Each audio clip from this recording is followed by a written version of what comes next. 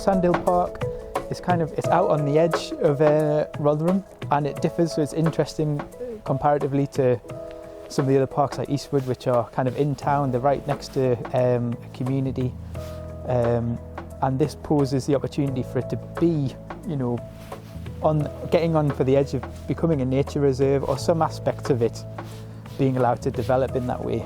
So for me, it's starting out with how people currently use this space, because some of it is a recreation ground, some play equipment and the like, and I'm sure there's regular users like dog walkers and kids who play sports on the field, but really knowing what this park's used for, and whether there's local groups who are already engaged and involved, and we already know there's a Friends of Green Spaces up in Romarsh, a really great councillor who's getting behind that community, support them in doing things like litter picks and seeing that these places are maintained. And I think we come in at the point where they can see the idea of master planning being a useful tool, perhaps for them to take to their own community and lead in a way, so that they can start getting their head around what potential there is in having us involved in the project over its lifespan, and guiding us to see how we help them make those changes.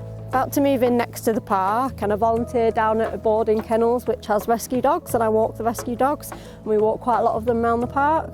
There's a few of us that do it, and we come here quite a lot.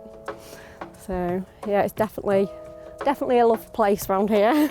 There's no signs. Yeah, there's no signs. Some signs would be nice. I think more people would use it if it was more obvious, because that board there is obviously you can't see on it. And the nature trail sign down at the bottom that has a map on it has all been shot. Yeah. So you can't read that, can you? You can't read that, and you have to get down there to see it. So you'd need something up here to point you down that way, I think, and then more people would use it. It doesn't really need much. I mean, maybe sort of the path, some of the trees sort of clipping a bit to just make it a little bit easier, more accessible.